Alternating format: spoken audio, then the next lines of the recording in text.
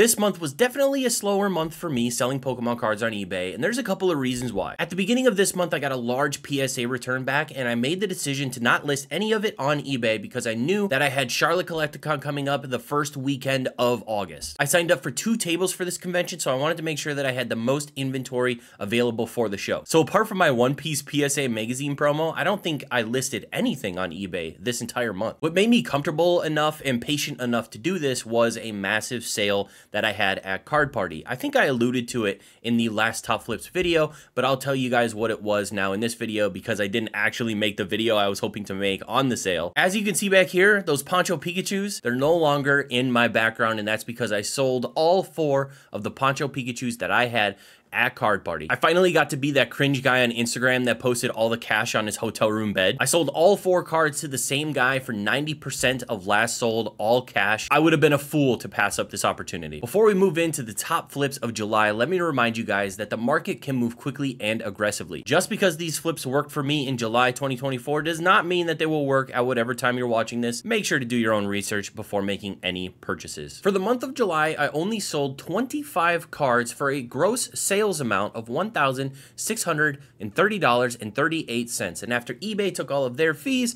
I profited $587.76. That leaves me a return on investment percentage of 75.1%. So even though we sold less than half as many cards, we profited more than half the amount that we did last month and had a significantly higher ROI percentage. Now let's jump into this month's flips. The number 5 flip is this PSA 10 RK9. This first edition card released in the Japanese set Bonds to the End of Time that came out in 2008. It has a PSA 10 population of 119. Fukuda really killed it on this artwork. I really love RK9 being in this battle ready position, and I love that the hollow pattern just so happens to have a swirl right where RK9 is stepping in the artwork. Really beautiful card of one of the best pseudo legendaries in the game. I was able to find a minty looking copy of this card for only $9.70. That is extremely cheap compared to other times in which I've purchased this card. After the $15 grading fee, that puts my total cost in at $24.70. I was able to then sell the card for $85.49, which leaves me a total profit amount of $46.70. That means my ROI percentage on this RK9 was 189.4%. Now, 2 other metrics I like to give you guys in all of these videos is when I graded the card versus when I sold the card, so how long it actually sat on eBay before it sold, and I like to compare the last auction sale to this buy it now sale to show you guys whether or not having a little patience can get you a little bit more in the long run. I will say, spoiler alert, all the videos so far, it seems that if you're a little bit more patient on buy it now, you make a little bit more money. But we'll see if that trend continues here in this video. I got this RK9 back from PSA on May 16th, and just under 2 months later was able to sell it on July 10th. There were 2 recent sales in the last few months for this card in PSA 10, including my own,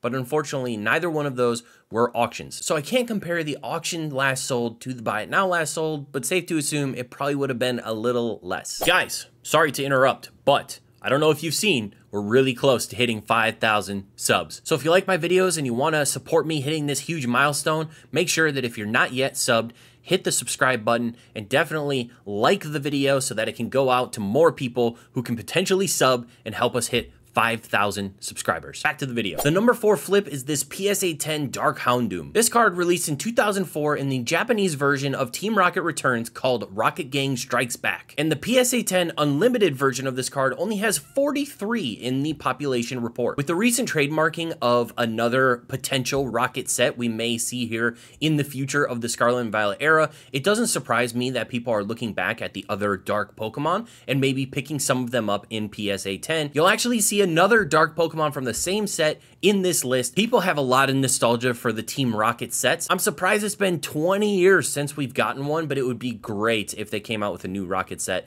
and really blew us away with a lot of this amazing new artwork we can inject in a set like that. I was able to find a minty version of this card for $10.65. This card actually came in a lot with the other Team Rocket card we're going to see in a bit. After the $15 grading fee, our total cost in for this card was $25.65. I was then able to sell the card for $85 on eBay, and after all the fees and everything get taken out, our total profit on the card was $47.16. That gives us an ROI percentage of 183.9%. I got this card back in the same submission as the last card, May 16th, and actually sold it very closely to the last card on July 12th. So just about 2 months again for that card, which is a-okay with me. Similar again to the other card, there isn't a last sold auction for this item, but I will say the last sold is actually significantly higher by it now than my card was. So I potentially listed it lower than maybe I should have, or there's just that much more demand right now, and we may see some tick up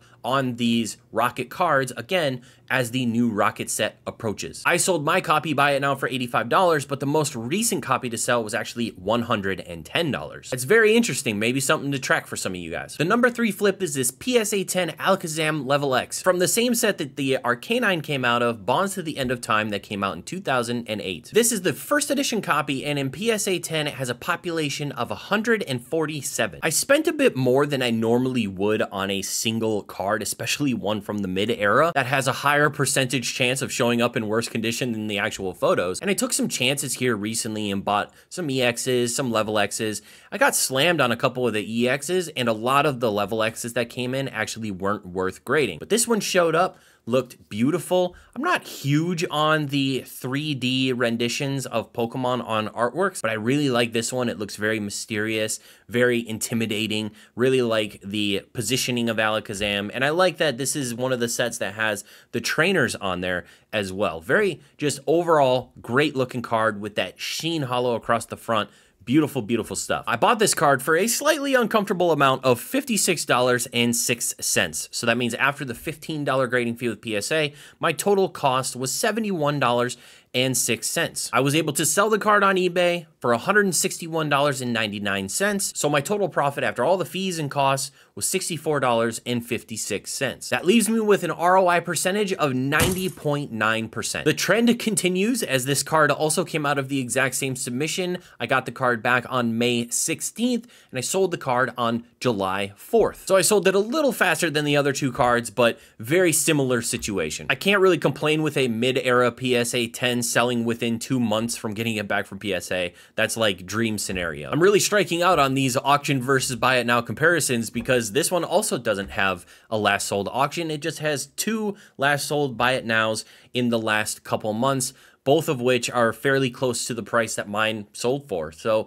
unfortunately, I don't have a comparison for you, but again, safe to assume it would have probably been less than the $161.99 that mine sold by it now. The number 2 flip was the other card from Rocket Gang Strikes Back that I talked about, this PSA 10 Dark Crobat. This card, surprisingly, in Unlimited, only has a PSA 10 population of 20. That might be the lowest population of a card we've seen so far on these top flips videos. To be honest, if I knew it was that low, I might not have sold it yet. I will always say this, that the Zubat line was horrible before Gen 2, before Crobat came in and absolutely saved it. Going through the caves, constantly hitting a Zubat and having Golbat be the evolution, it just wasn't really viable as a design, something that I actually liked and wanted to play with in the game. But once they introduced Crobat, the speed, the effectiveness of that Pokemon in the game is so good that they single-handedly saved the Zubat line, introducing Crobat in Gen 2. I bought this card in the same lot as the Houndoom, so I split the cost down the middle. So this card cost me $10.65 as well. The total cost then after the $15 grading fee,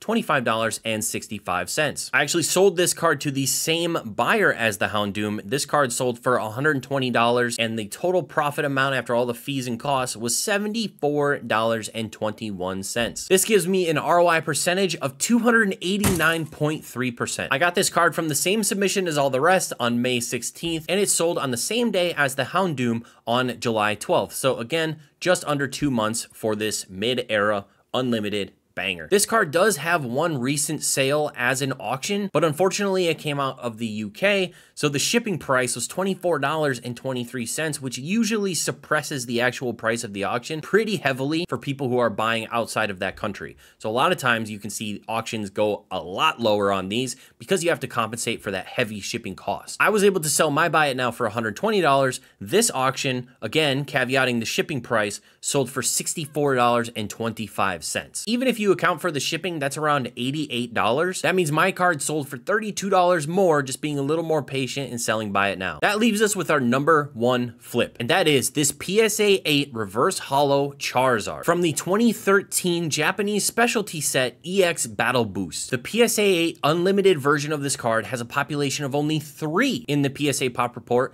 of a total of 30 graded. I'm not 100% sure whether Unlimited is more rare in the black and white era. It's not an era that I've dived too deeply into, but in a lot of Japanese eras, the Unlimiteds are actually more rare than the first edition. And according to the Pop Report, this card has 93 total graded in first edition, but only 30 total graded in Unlimited. On top of that, this is one of my absolute favorite Charizard artworks from one of my absolute favorite Pokemon illustrators, Tokiya. Unfortunately, I looked it up recently because I feel like I haven't seen a Tokiya card in a long time. The last time they did an illustration was in Rebel Clash. I don't know why they haven't come back to do an amazing special illustration rare full art card, but we need Tokiya to come back because some of my favorite cards in the hobby are illustrated by Tokiya. I love their edgy, harsh shadow style. It's very awesome. I feel like if I saw a anime or a manga illustrated in this style, it would be so epic. I would love for them to come back. Please come back, Tokiya, and do some more illustrations in the modern sets. I bought a pretty decent looking copy of this card for $76.03. So my total cost after the $15 grading fee was $91.03. Obviously, I was hoping, I think, Hail Marrying for a 9, but unfortunately, with that full sheen reverse holo, it's really easy to get scratched up, and I think this card had a little bit of whitening on the back. So I was Hail Marrying for a 9. Unfortunately, it did get the PSA 8, but I still was able to sell the PSA 8 for $199.99. That means after eBay took all their fees and we incorporate the total cost, the total profit on this card was $83.37. That leaves me with an ROI percentage of 91.6%. I got this card back from PSA on March 1st. Finally, a card not from the exact same submission. And it took about 3 months to sell, a little bit longer than the other cards, but still not so bad. I sold the card on July 25th. So it having a population of 3 in the Pop Report, obviously there aren't that many last solds, but I will say that there are a couple first edition PSA 9 copies that have sold for less than this PSA 8 Unlimited copy sold. So when people say that population reports don't matter, sometimes depending on the card, they really do. So there we have it. Those are my top 5 flips for the month of July. Let me know in the comments below how your month went selling Pokemon cards. And if you haven't checked out the month of June yet for my top 5 flips, check that video out right here.